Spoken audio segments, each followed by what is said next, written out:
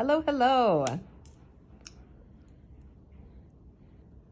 So I want to tell you about something with deaf people, talking about giving sign names. So most of the deaf will figure out what you like. They'll get ideas of what you like and stuff about yourself to give you a sign name.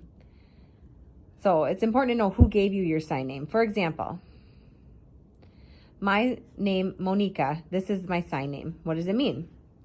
It's connected with the sign beautiful. It means beautiful. My best friend gave me the sign name, my friend Emily. She gave me this as my sign name. So I asked her, why? Why are you giving me that name? She said, because you're beautiful. So the deaf is the person who's supposed to give you your sign name. So then they'll ask you questions like, what do you like? Give me some ideas. Maybe you're like a happy person, or, what emotions, or looking at the letters that connect with your name. So you can't make up your own sign name. Hearing people can't make up your sign name, and you can't get one from a hearing person. It's not really appropriate. So most of the time a deaf will give you a sign name.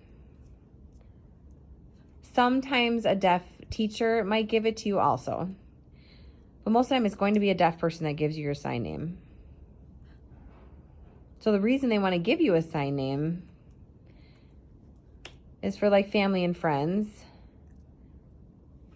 Because then I'll do this, you do the sign name, and they're like, what the heck does that mean? I'd be like, that's my sign name that somebody gave to me. See, it's like this. They'll be like, why do you have a sign name? I don't get that. So it's like looking at your hand shape, or looking at different parts on your body to use with the sign name, that kind of thing. So then a lot of times, sometimes it's hard to come up with one. You have to think really hard. It can be difficult. Because you don't want to make sure it doesn't match anybody else's sign name, or that all of them aren't the same. You're like, okay, you're Monica, but where do I put it? Where is it on your face? Gotcha. Okay, it can be difficult. Because you could always ask for a sign name. Can you please give me a sign name, to ask a deaf person? And they'll be happy to do that. So they'll be like, what do you like? What are some emotions? What do you think about? And then you'll think, and then later, sometimes you go home and come up with a sign name to give to somebody. Like sometimes we'll look at emotions, or what's your job? What do you do? Different stuff like that. A whole diverse range of ways to come up with a sign name.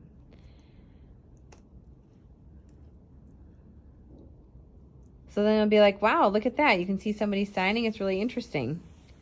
But like a hearing person isn't going to know. And they might come up and ask like, oh, do you know sign? But I don't remember your name. And then they'll be like, oh yeah, I forgot it, or I remember it. But it's totally natural if you forget someone's name. That's okay.